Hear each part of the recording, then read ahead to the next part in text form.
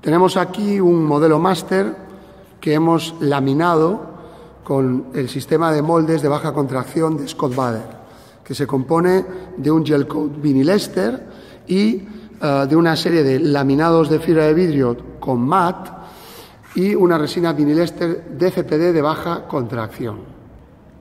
A modo de prueba hemos empleado una nueva resina de Scott Bader de tipo low profile, que son ese tipo de resinas de baja contracción o nula contracción que incorporan un aditivo termoplástico que compensa la pérdida del monómero de reticulación del estireno. Es esta resina de color blanco que veis aquí.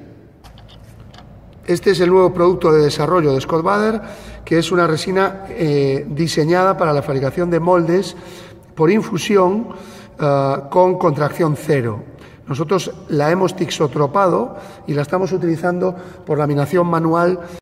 Vamos a utilizar una fibra de engorde que se llama Parabin, es una fibra muy conocida, muy antigua, que utilizaremos no solo como capa de engorde, sino a la vez como elemento transportador de agua. Vamos a hacer pasar agua a través de del interior del Parabin. Una vez que el Parabin polimerice, por aquí, entre las dos capas de fibra, circulará el agua y podremos calefactar nuestro laminado. Antes de aplicar la capa de Parabin, laminamos un mat de 450 con la misma resina con la que impregnaremos el Parabin. Empleamos para ello una resina de vinilester DCPD, la Cristic 679PA de Scott Bader. Es una resina que impregna fenomenal, que es tixotrópica, de muy baja contracción y que nos sirve esta primera capa como capa de soporte para anclar perfectamente el Parabin a nuestro laminado primario del molde.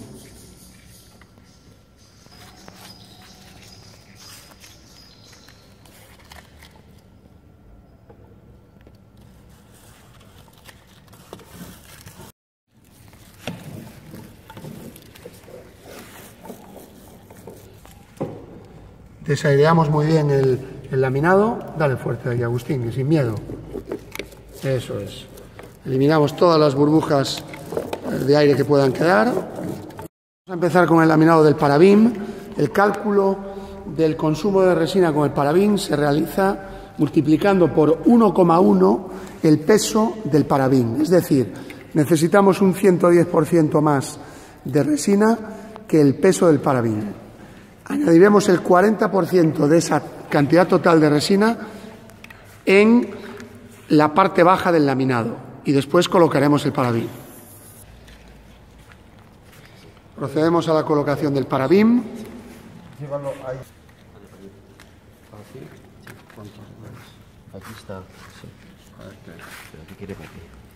En una sola capa colocamos el Parabin.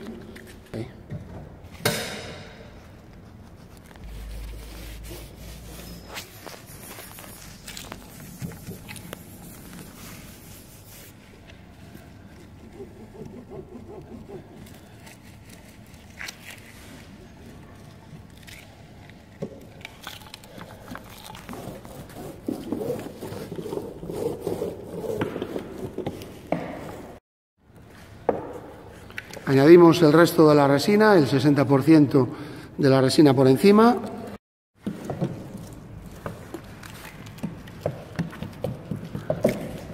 Rodillamos perfectamente para eliminar el aire y impregnar perfectamente el Parabin.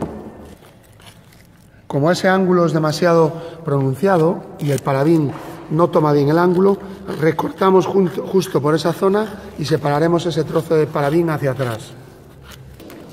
Como veis, si las paredes son muy verticales, los ángulos, se nos hace un pliegue y el Parabin no se levanta correctamente, con lo cual recortamos y retiraremos ese trozo de Parabin hacia atrás. Tenemos que hacerlo antes de que gelifique la resina, obviamente. Retiran un poquito. No, pero está... Ahí. Vale, hemos cortado el Parabin y lo hemos retirado, lo dejamos a paño. Bueno, ya hemos terminado la laminación del Parabin. Ha quedado aparentemente muy bien. Hemos cortado en las zonas donde hay ángulos más pronunciados para que no quede solapado y aplastado el Parabin. En esas zonas son las más comprometidas. y bueno, aparentemente ha quedado perfecto. Para asegurarnos que haya una buena conexión a través de la que circule el agua y el aire, lo que tenemos es que mecanizar ligeramente los encuentros del parabín para que no haya ningún exceso de resina, asegurarnos que circula el aire perfectamente. Para esto utilizamos una fresadora, y posteriormente laminaremos en esos encuentros una cinta de vidrio para tapar perfectamente el laminado.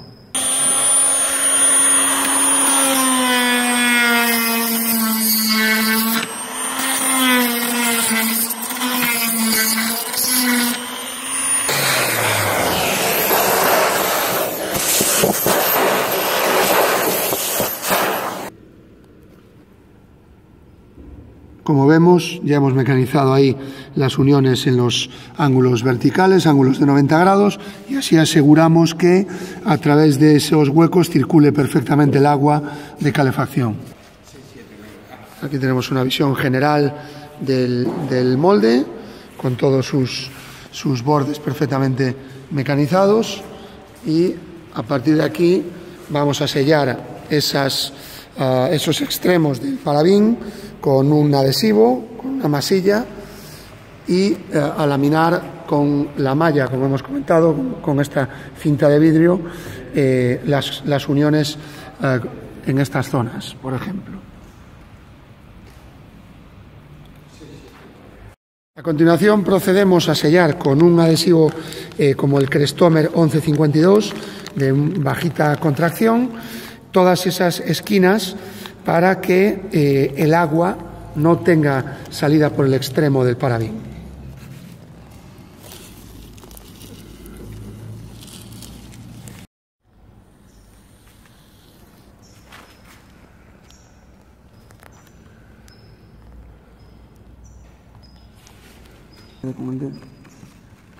Hacemos un menisco lo más suave posible para que luego, cuando laminemos con la fibra de vidrio siguiente, tengamos un radio cómodo.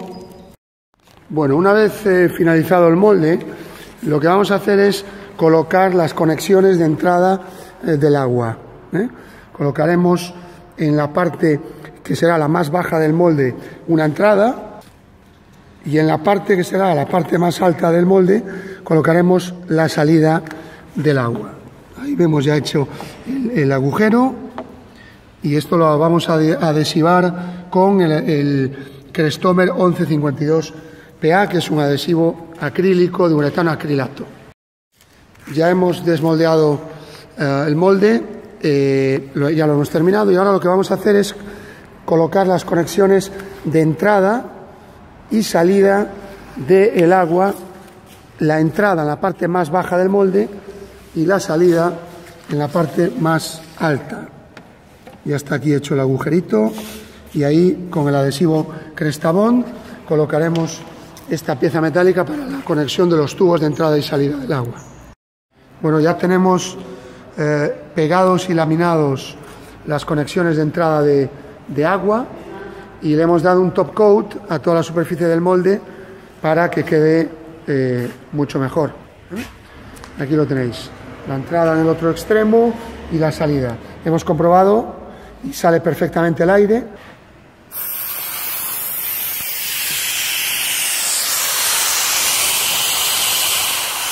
Una vez fabricado el molde, vamos a comprobar que el agua entra perfectamente y que somos capaces de calefactar este molde gracias a la entrada de agua del grifo caliente, sin más, ¿vale? Abrimos,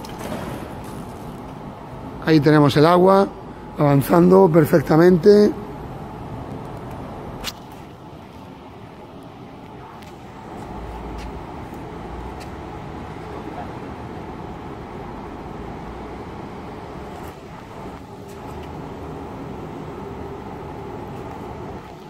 Ahí viene. Perfecto. Muy bien. Y ahí tenemos. Aún está fría, pero calentará en breve.